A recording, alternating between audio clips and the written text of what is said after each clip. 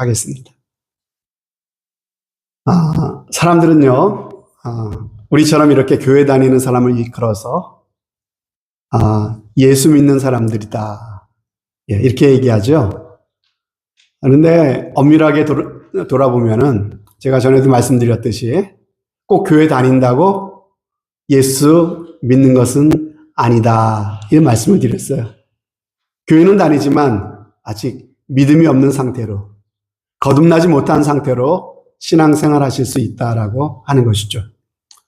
그렇지만은 이 교회 안에는요, 그래도 예수님을 믿고 거듭나 하나님의 자녀된 사람들이 많이 계신 줄로 저는 그렇게 믿습니다. 그런데 이렇게 믿는 사람들 중에서도 우리는 또 어떻게 얘기합니까? 이런 얘기를 합니다. 아무개 집사님은 참 믿음이 좋아. 에이, 아무개는 아직 믿음이 어려서 그래. 뭐 이런 얘기를 할 때가 있잖아요. 그렇죠? 여러분, 그렇다면 여기서 말하는 믿음이라고 하는 게 과연 뭘까요? 예수를 믿으면 구원받는다고 알고 있는데 이때 믿음이 뭐고, 저 사람 믿음이 좋아, 저 사람 아직 믿음이 여려라고 할 때 그 믿음은 과연 무엇입니까?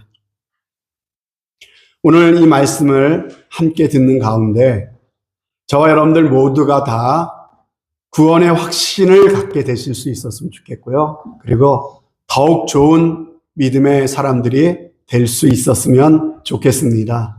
이런 바람으로 하나님께서 그러한 은혜를 주시기를 기대하는 마음으로 말씀을 나눕니다. 오늘 우리가 읽은 에베소서 2장 8절에 보면은 이렇게 되어 있습니다. 현대어 성경 버전으로 읽어볼게요. 여러분이 그리스도를 믿음으로 구원받은 것은 순전히 하나님의 은혜입니다. 여러분이 그리스도를 믿게 된 것조차도 여러분의 자발적인 의지로 된 것이 아니라 하나님께서 주신 선물인 것입니다. 이렇게 되어 있어요. 자, 무슨 내용입니까? 우리가 예수를 믿게 된 것은 우리의 자발적인 의지가 아니라 무엇이라고요? 하나님의 선물이라. 나한테서 생겨난 것이 아니라 하나님이 주신 것이다. 그러므로 참된 구원은 하나님이 주셔야 받을 수 있는 거예요. 내가 어떻게 해서 구원을 얻어낼 수 있는 것이 아니라 하나님이 주셔야만 되는 거예요. 그것을 은혜다, 이렇게 말씀을 하죠.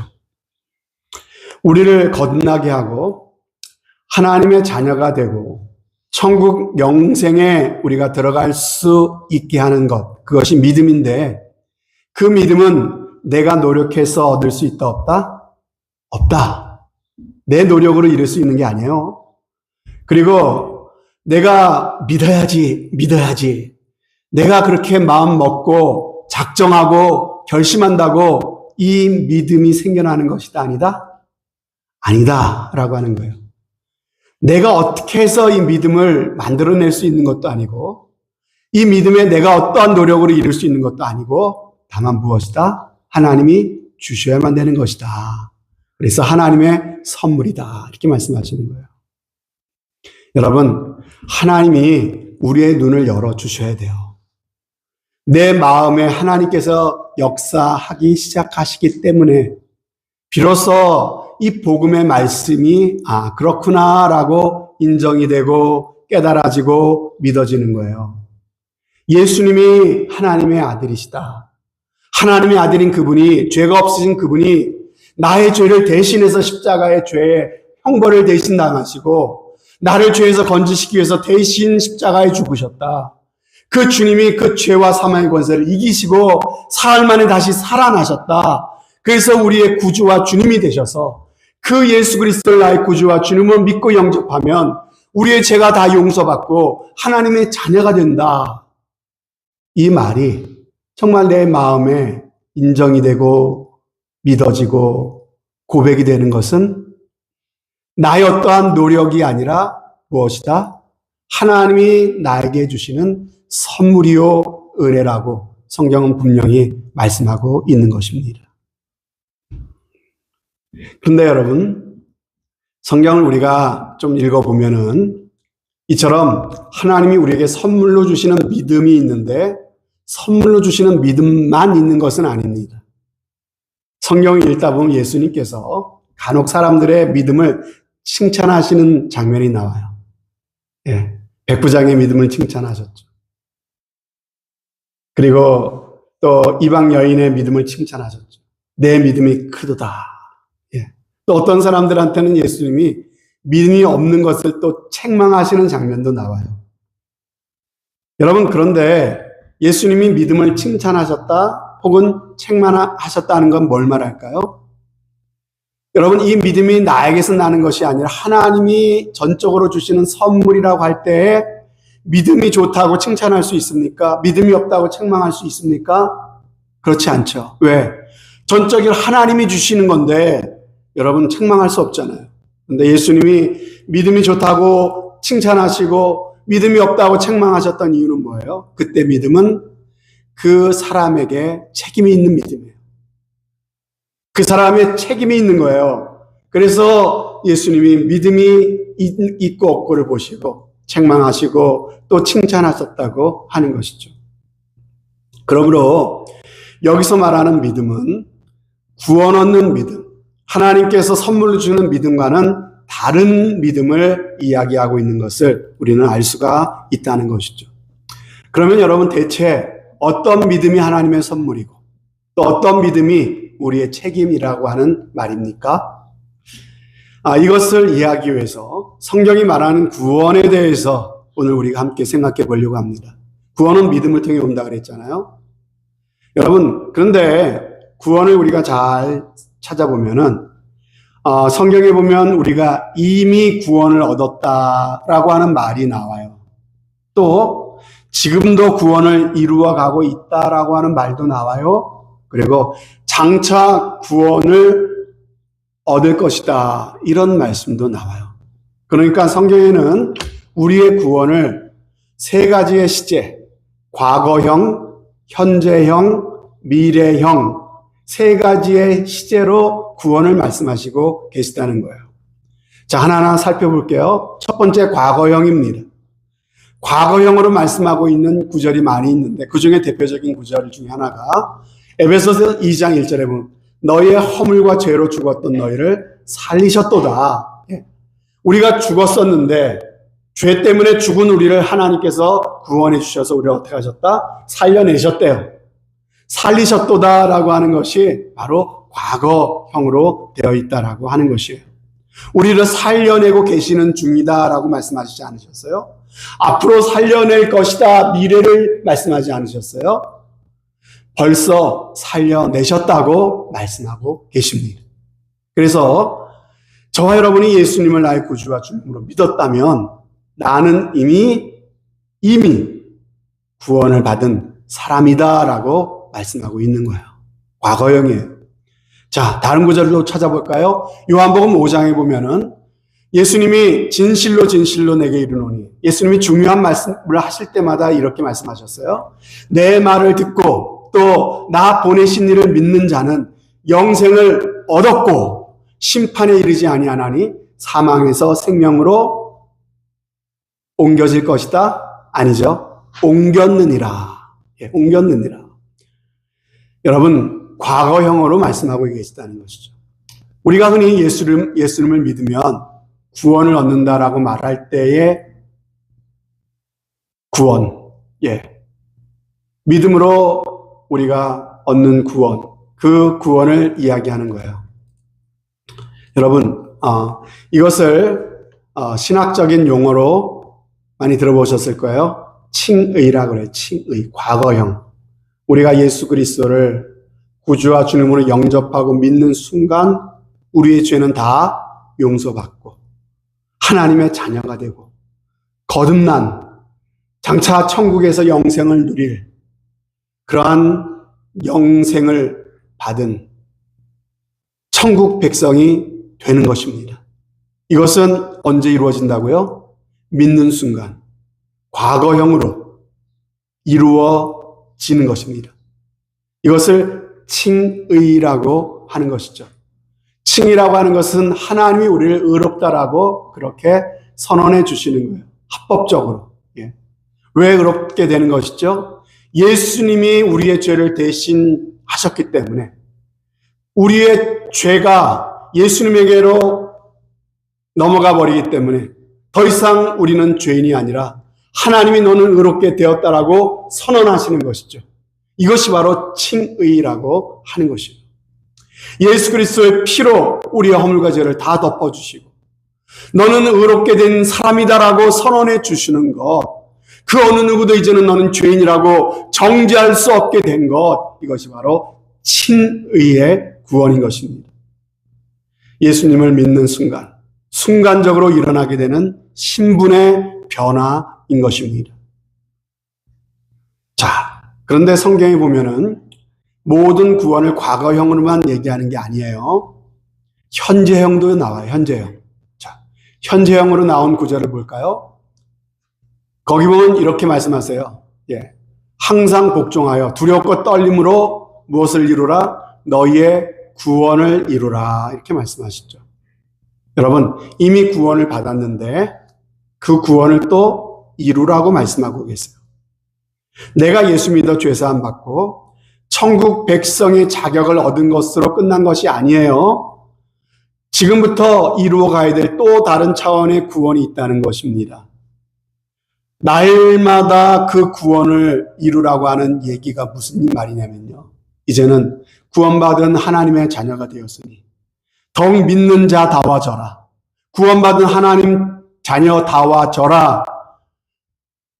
이렇게 말씀하시는 것이 바로 현재형으로 구원을 이루라고 하시는 말씀입니다.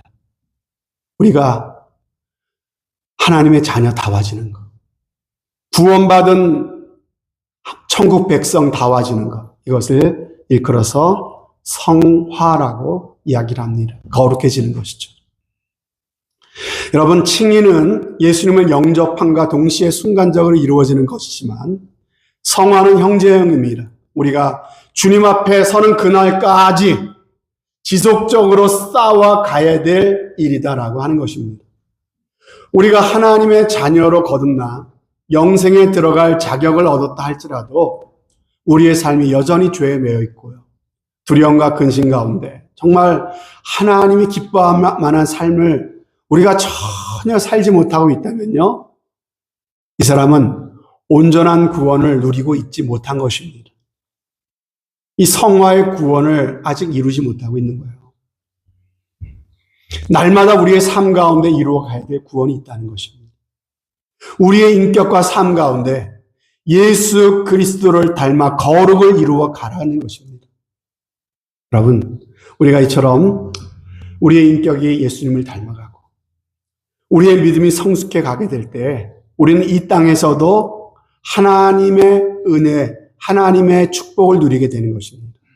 그래서 우리는 이 땅에 살지만 하나님의 은혜와 축복을 누리면서 살기 때문에 우리 이 땅에서도 천국을 경험하면서 살게 되는 것이에요. 이것이 바로 성화라고 하는 것이죠. 이 땅에서 이루어가야 될 구원입니다. 자, 그런데 이것이 전부가 아니에요. 또 하나가 있다고 말씀드렸죠. 자, 그것은 바로 미래형입니다. 베드로전서 말씀해 보면 또 구원을 미래형으로 말씀하고 계세요. 너희가 말세에 나타내기로 예비하신 구원이라고 말씀하고 계세요. 여러분, 구원에는 이미 얻은 구원이 있고 계속 이루어 가고 있는 구원이 있고 또 말세에 나타나기로 예비하신 구원이 있다라고 말씀하고 계세요. 여러분, 말세에 예비하신 구원이 뭘까요? 이것은요, 정말 예수님이 그 천사장의 나팔 소리와 함께 천군 천사와 함께 이 땅에 다시 오실 그날이 마지막 때라고 말씀하고 있습니다. 예, 말세의 가장 끝, 종말이라고 말씀하시죠. 그래서 정말 우리가 죽지 않을 변화된 몸으로 우리가 변화되게 된다고 말씀하시죠. 그래서 주님께 우리가 올라가게 돼서 영원한 새하늘과 새 땅에 들어가 주님과 같은 영화로운 몸으로 영원히 사는 몸으로 주님과 함께 멸관을 쓰고 다스리게 될 거라고 말씀하시죠. 이것이 바로 미래의 구원, 궁극적인 구원을 말하고 있는 것입니다. 로마서 8장에 보면은 그래서 생각건대 현재의 고난은 장차 우리에게 나타날 영광과 비교할 수 없도다. 이렇게 말씀하셨죠. 이것을 영화라고 말합니다. 영화롭게 되는 것. 예. 우리의 구원의 완성, 미래에 이루어질 예수님이 이 땅에 재림하심으로 말미암아 완성될 우리의 구원의 완성, 이것을 바로 영화라고 이야기한다는 것이죠. 그래서 우리가 구원받았다라고 할 때는 이 구원에는 이 세 가지가 다 포함되어 있어야 되는 거예요. 그래야 완전한 구원이에요. 칭의와 성화와 영화. 칭의는 신분이 변화되는 것이에요. 죄의 종에서, 사단의 종에서 하나님의 자녀, 천국 백성이 되는 것. 신분이 순간적으로 변화되는 거예요. 성화는 무엇입니까? 성화는 우리의 수준이 변화되는 거예요. 수준이. 우리의 수준이 단계적으로 성숙해 가는 거예요. 그것이 바로 성화죠. 영화는 모든 것의 완성을 말하는 것입니다. 자, 구원을 세 단계로 말씀을 드렸는데, 이것이 성경에 보면은 구약 성경에서도 우리는 찾아볼 수가 있어요. 특별히 우리 성도의 구원의 여정을 가장 잘 보여주는 그 성경이 구약의 어떤 책이라고 여러분 생각하십니까? 바로 출애굽기예요. 출애굽기. 예. 죄, 사단을 대표하는 애굽과 바로의 압제 아래에 있었던 이스라엘 백성들이 죄와 사단의 압제를 참으로 벗어나서 거기서 건진받아서 하나님이 약속하신 그 천성, 그 가나안 땅을 향해 가는 여정을 이야기하고 있는 이 출애굽기 말입니다. 이것이 바로 우리의 구원을 잘 보여주죠. 여러분, 이스라엘 백성들이 6월절 어린 양을 잡아 6월절 어린 양의 피로 심판을 면합니다. 그리고 애굽에서 그날 건짐을 받죠. 홍해를 건너므로써 애굽에서 나옵니다. 이것이 바로 구원의 과거 시제, 칭의를 보여줍니다.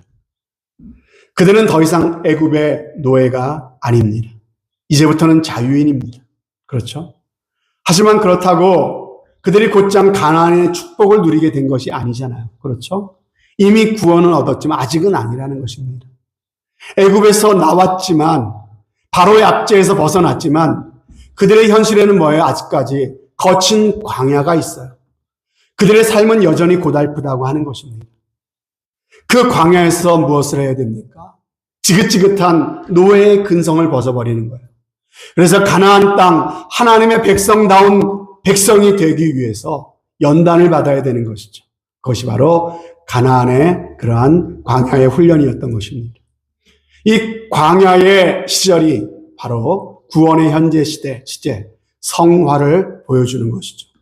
그러다가 마침내 가나안에 도착합니다. 그곳은 하나님이 약속하신 젖과 꿀이 흐르는 땅입니다. 그 가나안 땅의 풍성한 삶을 누리게 되는 것이죠. 이것이 구원의 미래 시제, 영화를 보여주고 있는 것이에요. 사랑하는 여러분, 이 말씀을 우리가 보면서 그렇구나. 우리가 예수 믿어 하나님의 자녀가 됐다고 갑자기 모든 것이 다 달라지고 우리 인생의 여러 가지 고통과 문제가 당장에 끝나버리는 것은 아니구나라고 하는 것을 우리는 알 수가 있습니다.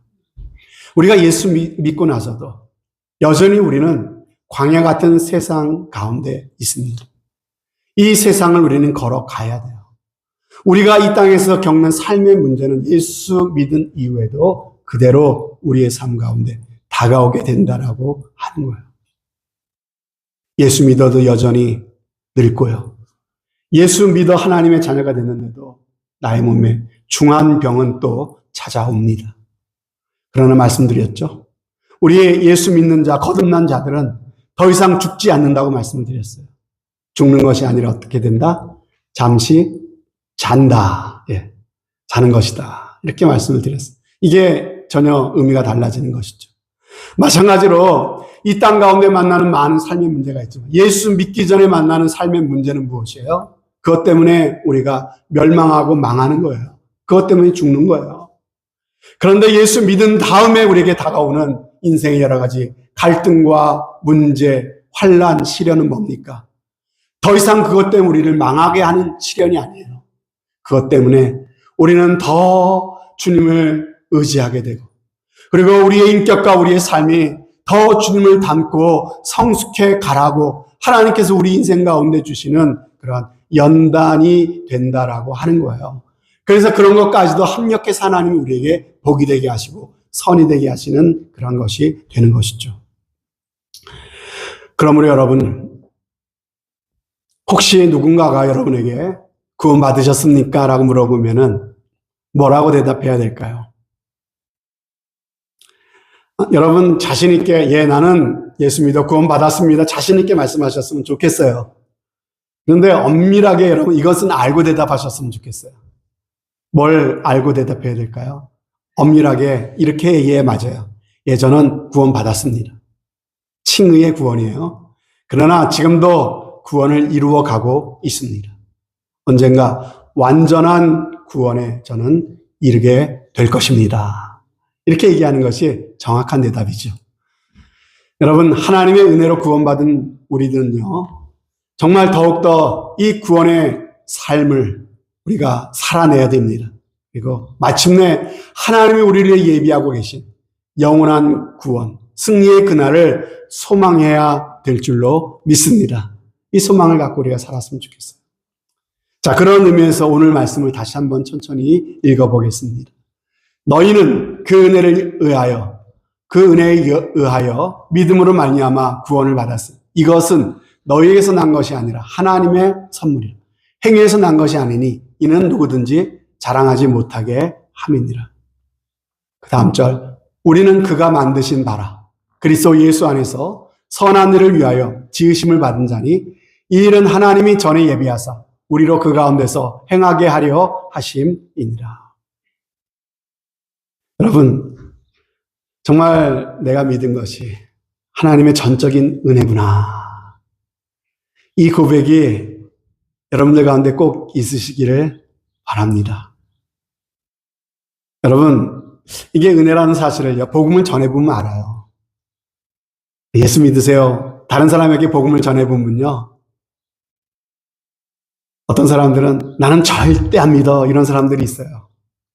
그리고 예수님이 우리를 사랑하셔서 우리를 죄를 대신해 십자가에 죽으셔서 말씀드리면요, 말 같지도 않은 얘기를 얘기하라고 이렇게 얘기하는 사람이 있어요. 그들의 귀에는 정말 이게 말 같지도 않은 얘기예요.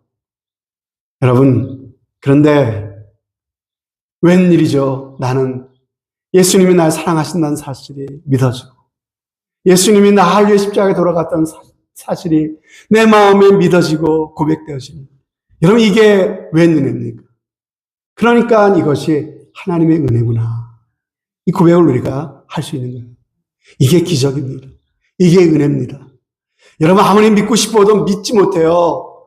여러분 참으로 억만금을 갖다 준다 할지라도 이 믿음 억지로 생기는 거 아닙니다. 하나님이 우리를 사랑하셨어요. 참으로 우리를 택하시고 우리를 불러주셔서 그래서 우리를 구원하시기 위한 하나님의 손길이 우리와 함께 하시니까 이 복음이 내 마음에 들어와서 믿어지고 깨달아지고 고백되어진 것입니다. 이게 기적입니다. 이 은혜와 감격이 꼭 있으시기를 바랍니다.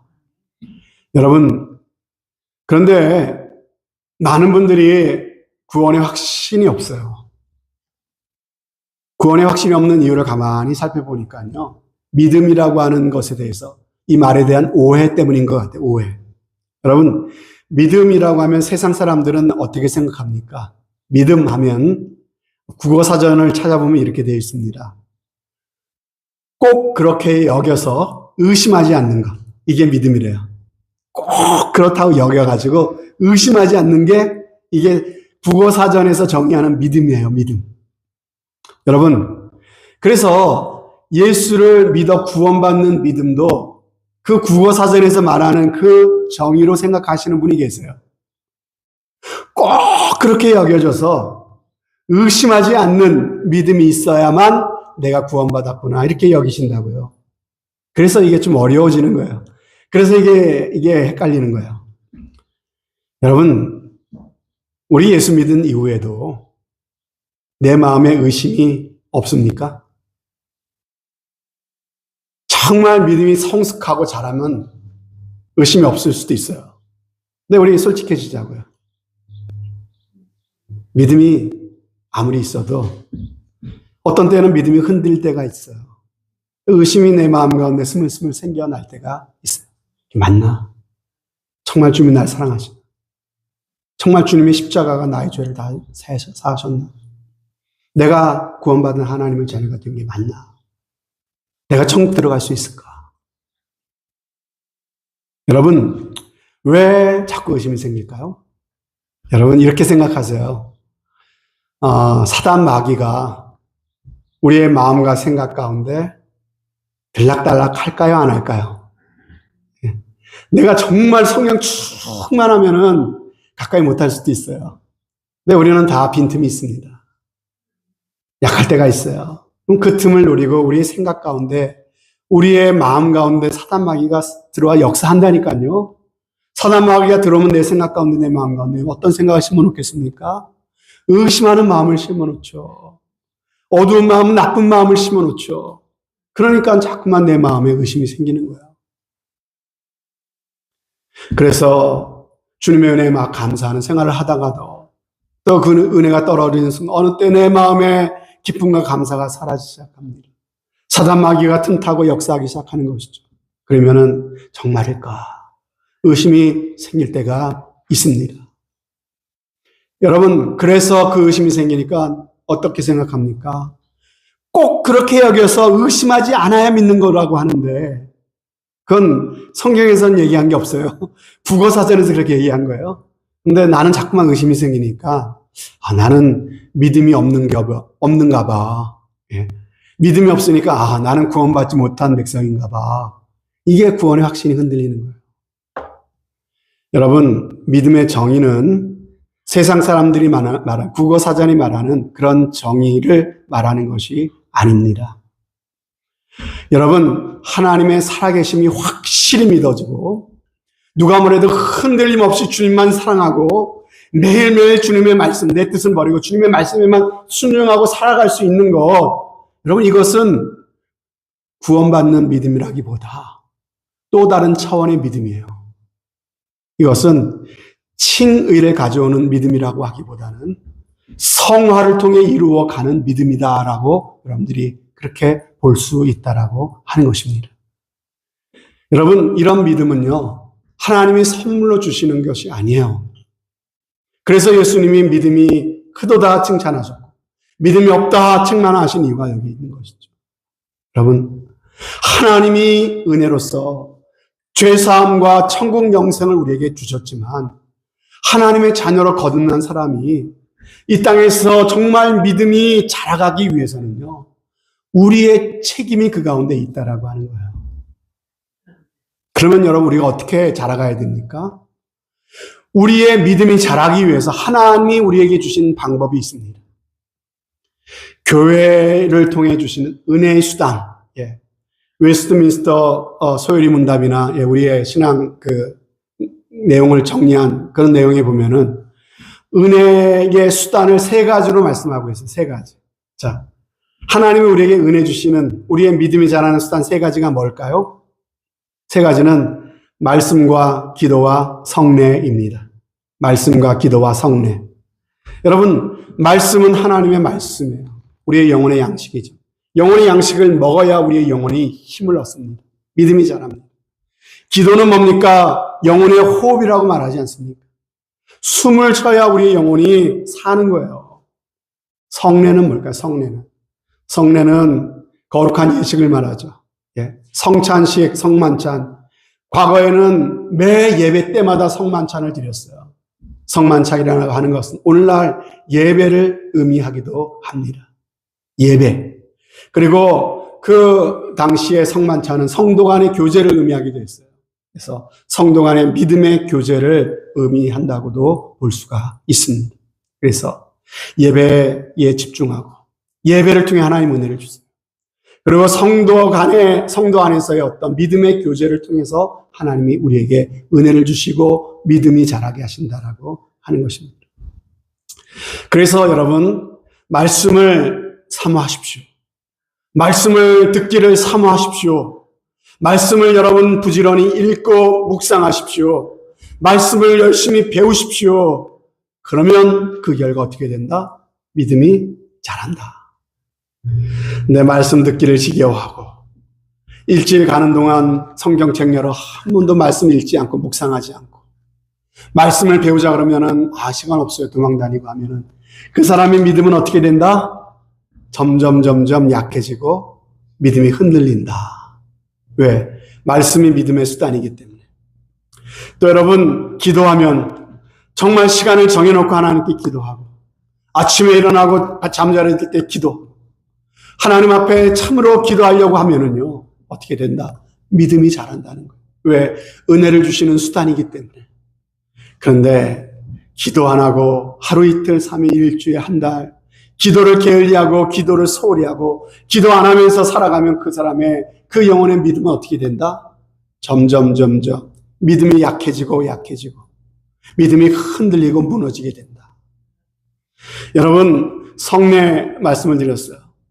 정말 예배를 내 일주일의 삶 가운데 내 삶의 가장 우선순위에 두고 예배를 준비하는 마음으로 한 주를 사는 거야. 한 주를 살아갈 때 예배 드릴 때 하나님이 준 그 은혜를 가지고 그 은혜의 힘을 가지고 또 일주일을 살아가는 거야.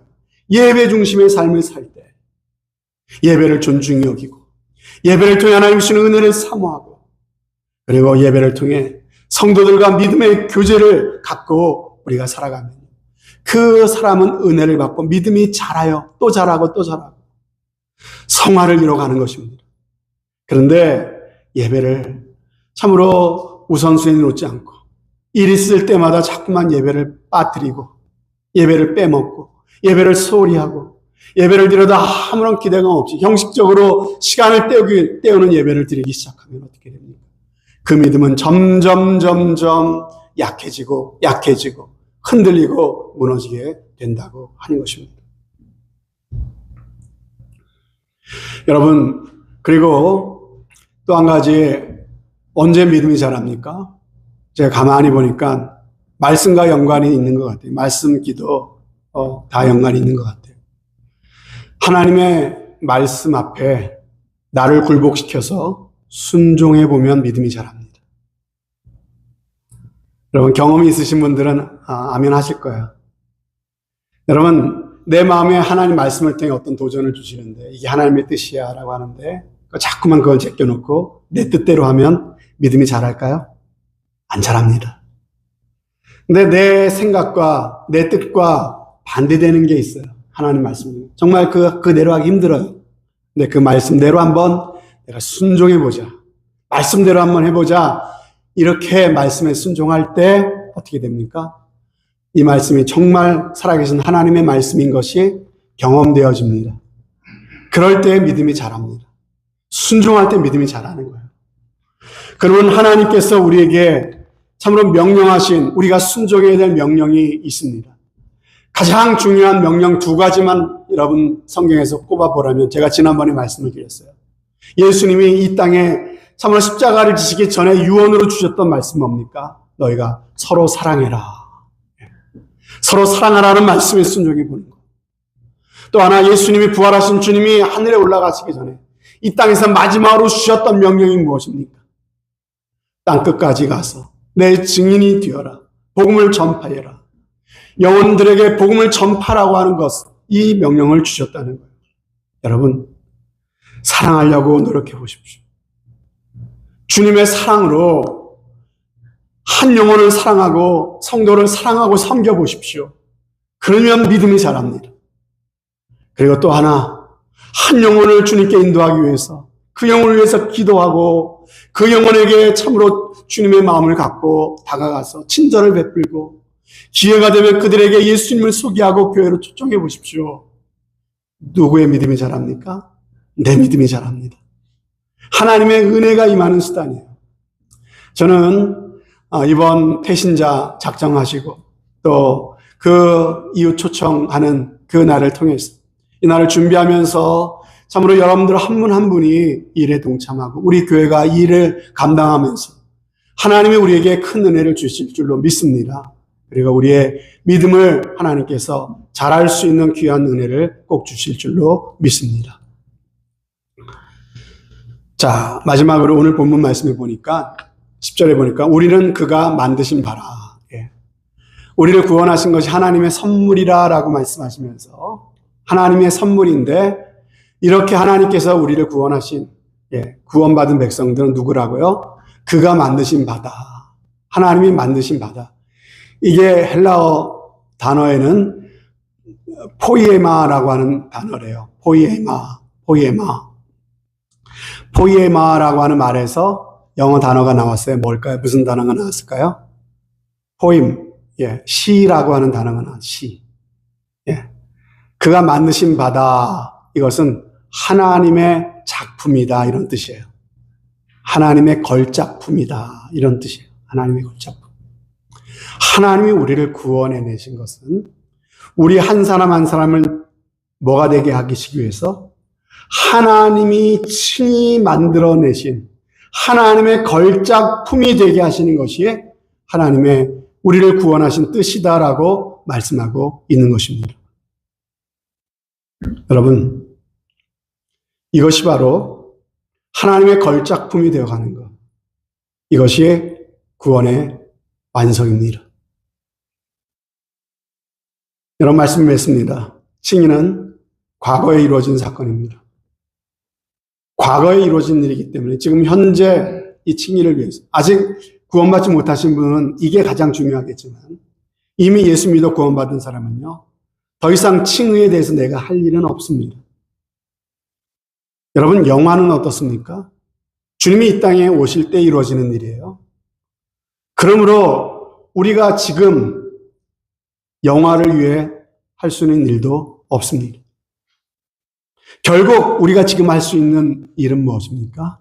바로 성화입니다. 성화. 살아있는 동안 내 믿음이 자라고 예수 그리스도를 닮아가는 노력이야말로 하나님께서 우리에게 허락하신 구원을 온전히 이루는 데 있어서 우리가 동참할 수 있는 유일한 부분입니다. 사랑하는 여러분, 단지 예수 믿어 내 죄가 사함받고 나는 지옥 형벌에 떨어지지 않고 천국에 들어갈 수 있게 되었다는 데서 만족하지 마시기를 바랍니다. 여러분은 하나님의 걸작품입니다. 하나님의 걸작품이 되기를 하나님이 기대하고 계십니다.